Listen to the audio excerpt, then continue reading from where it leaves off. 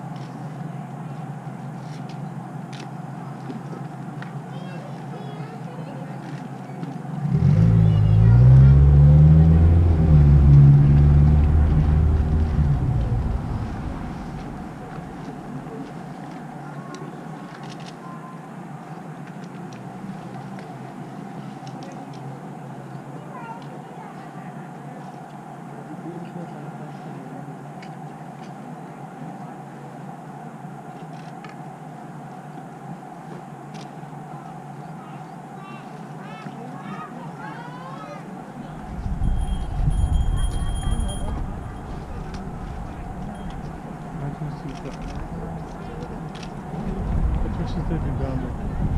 Wow.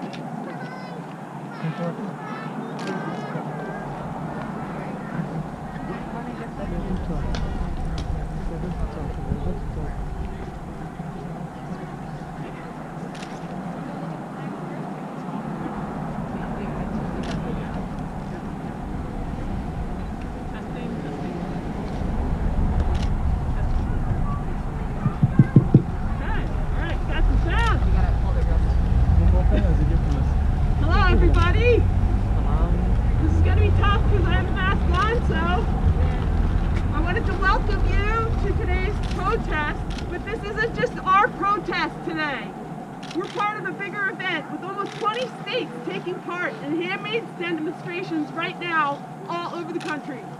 Why? Well, Ruth sent us. We're all mad as hell and we're rising up to show that we won't go peacefully into this dystopian world of actual handmaids. It's a terrifying novel that should stay fiction, but it won't unless we take a stand, so thank you all for being here. I'm Laura and I'm proud to say that I'm a Boston Red Cloak, but I wish I didn't need to be here. People have fought so many years, so we might not have to, and yet here we are. Roe v. Wade is at imminent risk. Amy Coney Barrett is slated to get a confirmation pushed through any minute now. We know where she stands, even if she doesn't want to answer questions about it. And now the Trump administration has just signed an anti-abortion declaration with 32 countries. It seems unbelievable and almost hopeless. But it is not. The Roe Act is our beacon of hope and sets an example for other states. Abortion care is health care. I've worked in the women's health field for a long time, and let me make this fact clear.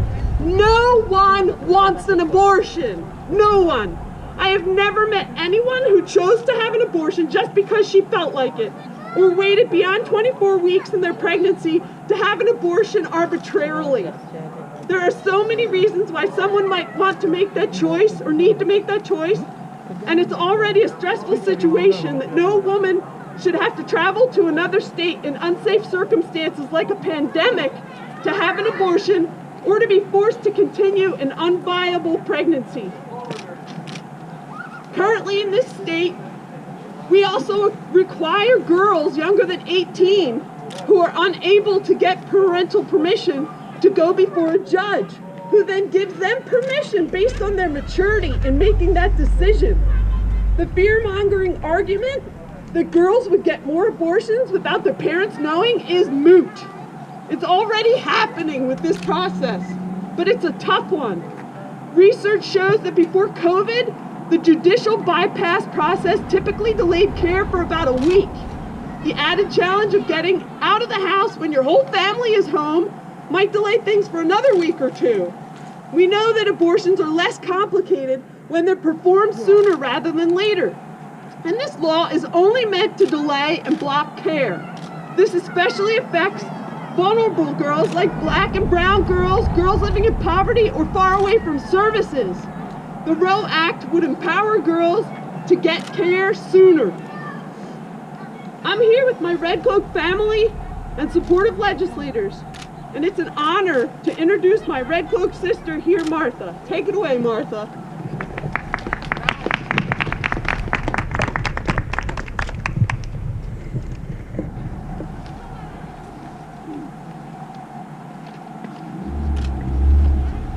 Hola, mi nombre es Marta Leticia. Me mudé a Massachusetts hace 4 años de Atlanta. He vivido en los Estados Unidos por más de 20 años, pero siempre había vivido en el sur. En mi experiencia, cuando la gente habla de Massachusetts, siempre piensa y dice que es un estado progresista y a la vanguardia de todo. Y lo es comparado con los estados del sur. Sin embargo, parece que esa noción de progresista se está perdiendo. En relación a los derechos de las mujeres, estamos quedándonos atrás. Y eso no puede ser así. Tenemos que estar a la vanguardia y ser los que pongamos el ejemplo para generaciones futuras. Nuestros derechos reproductivos están siendo amenazados. No podemos regresar a que las mujeres se hagan abortos a escondidas, se provoquen abortar de manera peligrosa, en donde pierdan la vida. Las mujeres jóvenes son especialmente vulnerables. Ellas son quienes tienen más que perder si el Roe Act es negado. Por ejemplo, cuando una mujer se presenta ante un juez, el juez solo decide pensando si la persona está lista para tener un aborto, cuando lo que debería de considerar es si está lista para ser madre. Un hijo es una responsabilidad para toda la vida. No es algo efímero o con un botón de apagado y encendido. Si queremos que las cosas cambien, todos tenemos que estar involucrados en la labor. Una sola persona no puede cambiar los engranajes, pero sí puede empezar. Para llegar a la meta final, esa persona necesita la ayuda de todos. Por estas razones que debemos apoyar el Roe Act. Hello, my name is Marta Leticia. I moved to Massachusetts 4 years ago from Atlanta. I have lived in the United States for over 20 years, but have always lived in the South. In my experience, when people talk about Massachusetts, they always think and say that it is a progressive state. And it is at the forefront of everything. And it is, compared to the southern states. However, it seems that this notion of progressive is being lost. In relation to women's rights, we are lagging behind. And that cannot be the case. We have to be at the forefront and be the ones to set the example for future generations. Our reproductive rights are being threatened. We cannot return to women having hidden abortions, causing themselves to have dangerous abortions where they lose their lives. Young women are especially vulnerable. They are the ones who have the most to lose if the Roe Act is denied. For example, when a woman appears before a judge, the judge only decides whether the person is ready to have an abortion, when what they should consider is whether she is ready to be a mother for life. A child is a responsibility for life. It is not something ephemeral or with an on and off button. If we want things to change, we all have to be involved in this work. If we want things to change, all of us have to be engaged. We cannot give up. One person won't be able to change things, but one person can start. To reach the final goal, that person needs everyone's help. For this reason, we almost support the Roe Act. Thank you.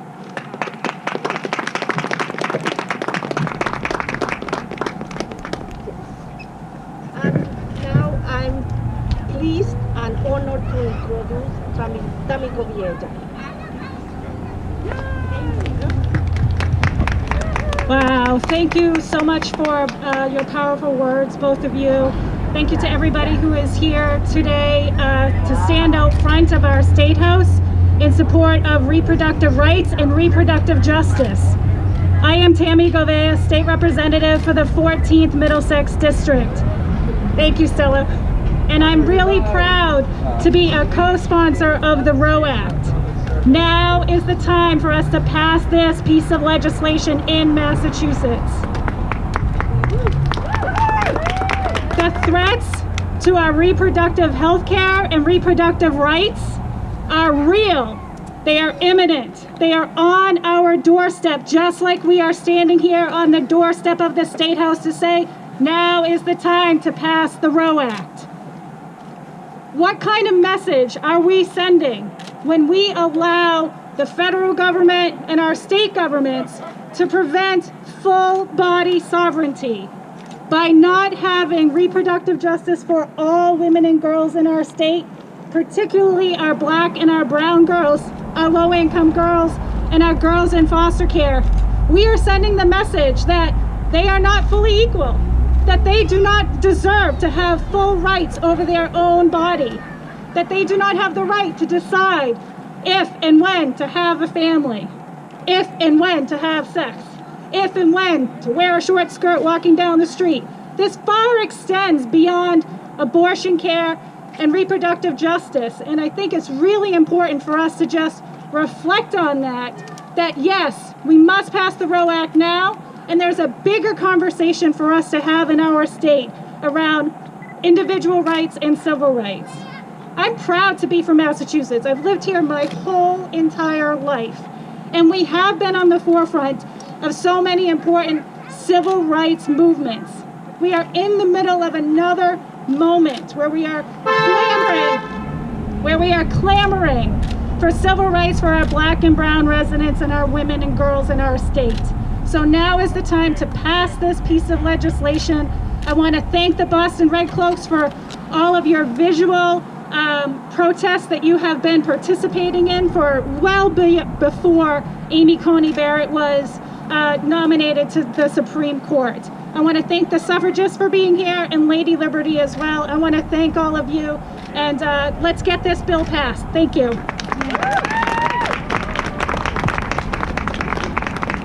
Thank you so much. My name is Carrie Baker, and I came all the way from Northampton, Massachusetts this morning. I'm president of the Abortion Rights Fund of Western Massachusetts. We, just in Western Massachusetts, give away about $100,000 a year to people that are seeking abortion health care who don't have the resources to get it. The Roe Act would help with this. Today, abortion access is under fiercer attack than at any time since the Supreme Court decided Roe versus Wade 47 years ago.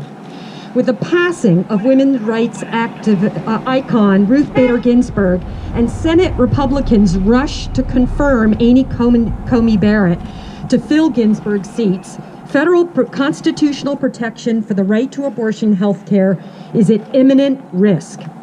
As a law professor at Notre Dame, Barrett was a member of the university anti-abortion group Faculty for Life. In 2013, she said at a Notre Dame event that she believes that life begins at conception.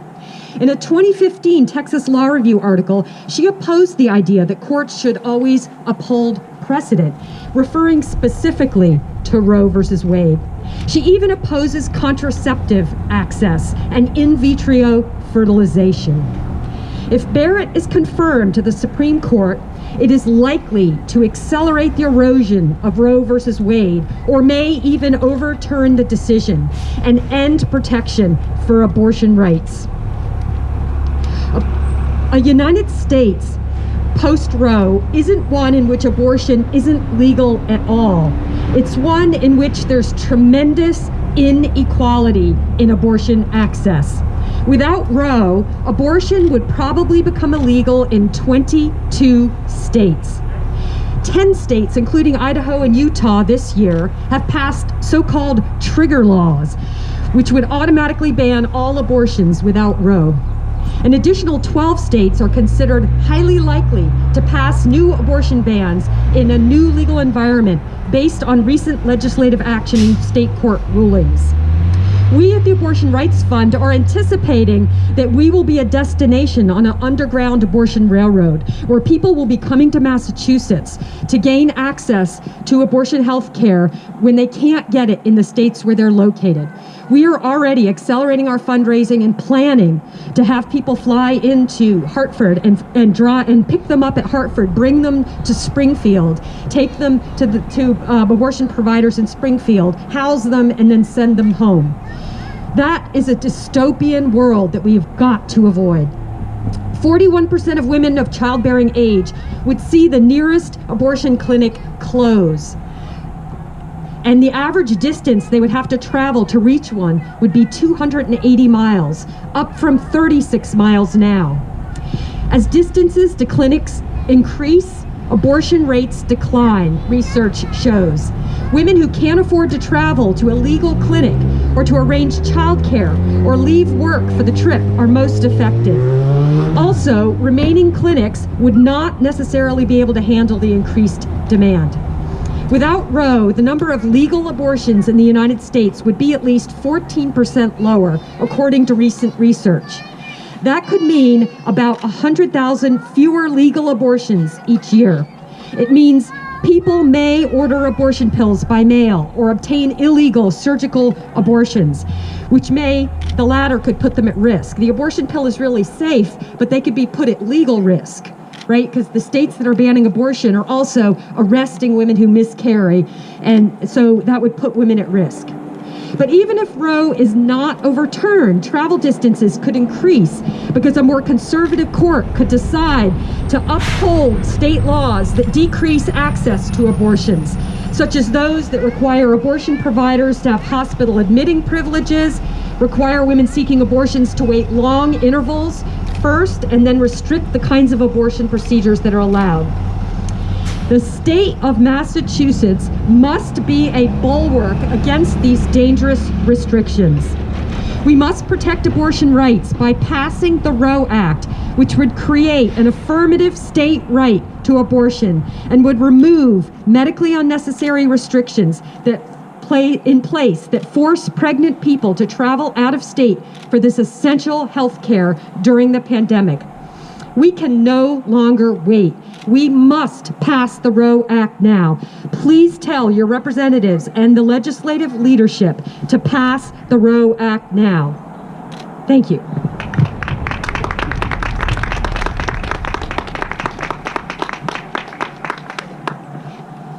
Good morning. Thank you all for being here. I am State Senator Becca Rausch, and I've been thinking long and hard about what I wanted to share with you this morning. I recently had a conversation with a constituent whose sister almost died because she could not get access to abortion care. Not because the doctors didn't have the skill, because they were scared to perform it.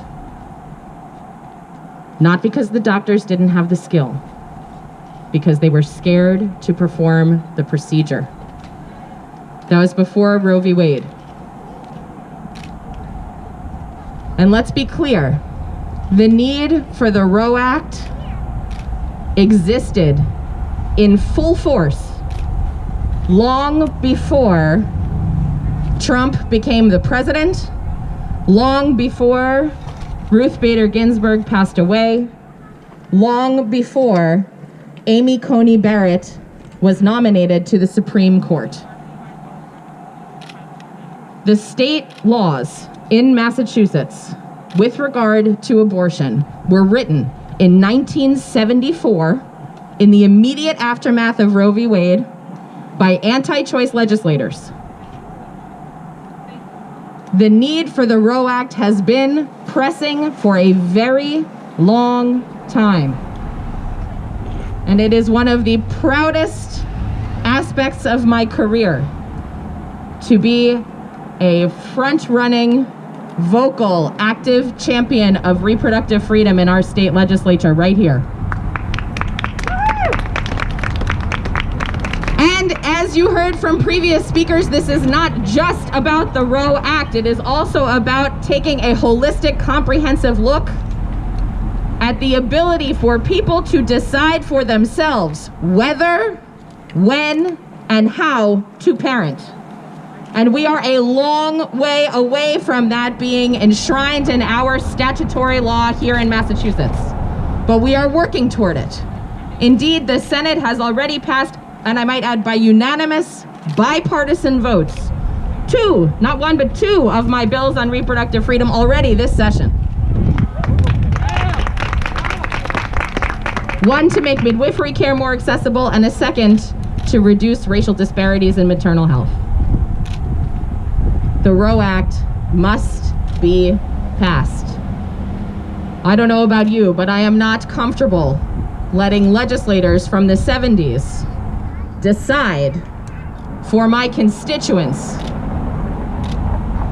for me, for our children, and for their children to come, whether, when, and how to parent. That is what is on this line. And let's be clear, Amy Coney Barrett is very likely to become the next justice on the Supreme Court. In fact, it could happen tomorrow. It may very well happen tomorrow. The urgency could not be more pressing. And let's also be clear that if, and every day seeming more likely when, we lose Roe v. Wade at the federal level, either by outright overturning or by gutting it so extensively that it does not exist anymore, functionally, it will be up to the states to figure out how to ensure reproductive freedom for every person in this nation. Up to the states. Which is why state elections, state legislative races matter. Not just here in Massachusetts, but everywhere. Everywhere across this country. Our state legislatures will be the place where reproductive freedom makes forward motion, if it is to make forward motion at all. We have an election in 9 days, my friends. Do not sit idly by. 9 days to make a change. 9 days to say, reproductive freedom is on this ballot. 9 days. Please do everything you can to help effectuate that change and to help us pass the Roe Act right here in Massachusetts. Thank you all so much.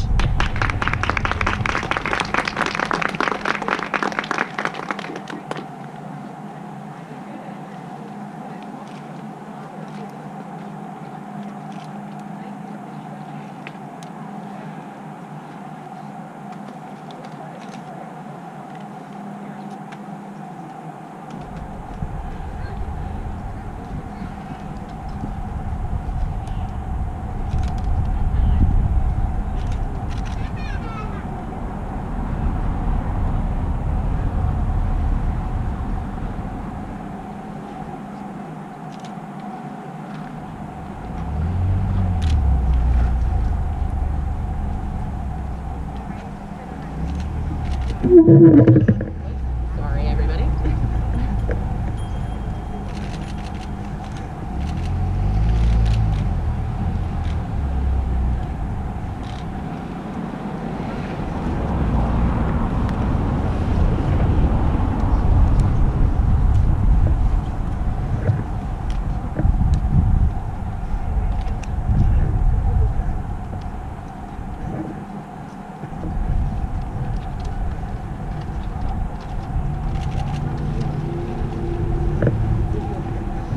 Hi, I'm Grace.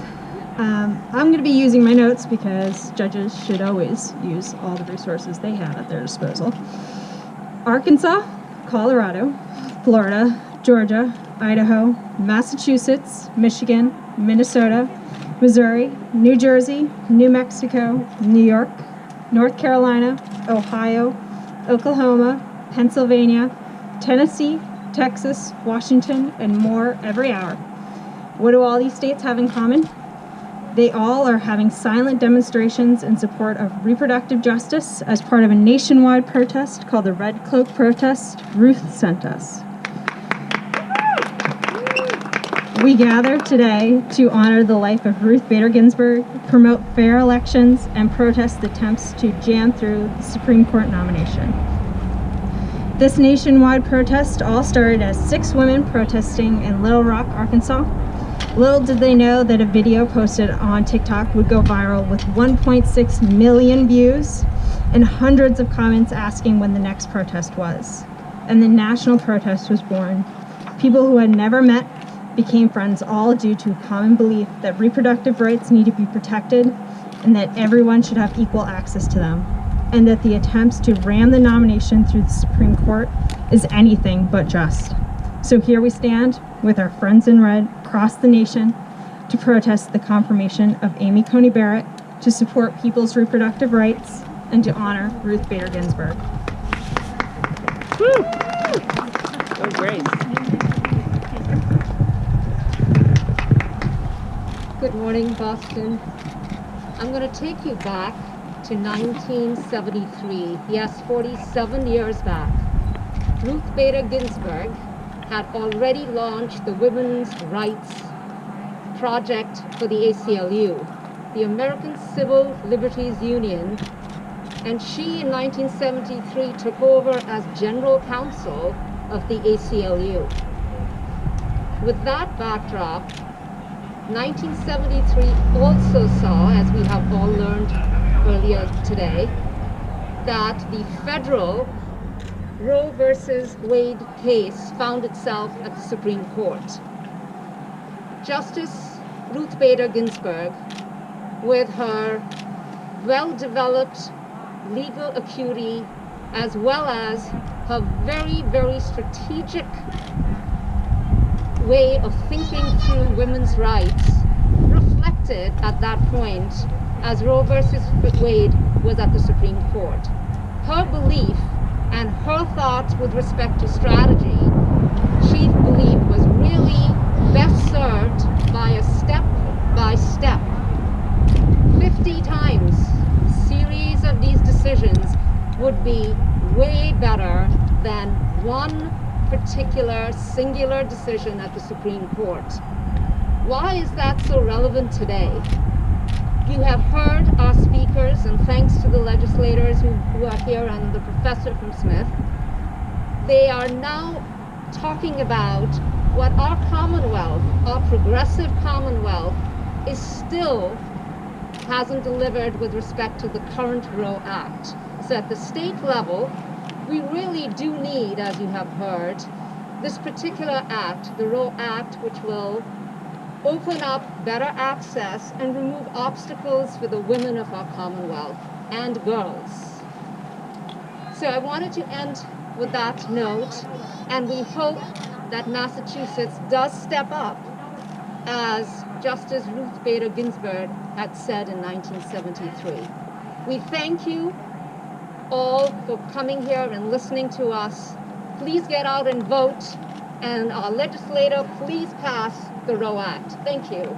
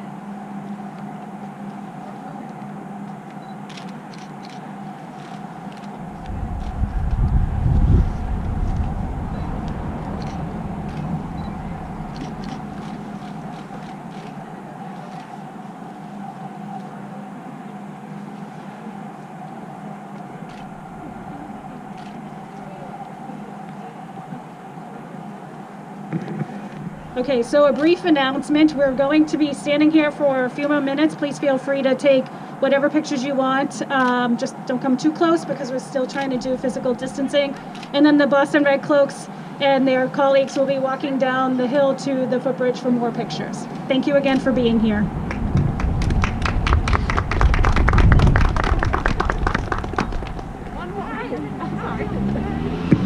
One more announcement. If you have not heard of Red Cloaks Radio, please check it out. It's a podcast that we've been doing for many weeks now, and we've interviewed lots of people from all walks of life, legislators, supporters, people with stories. Red Cloaks Radio, check it out.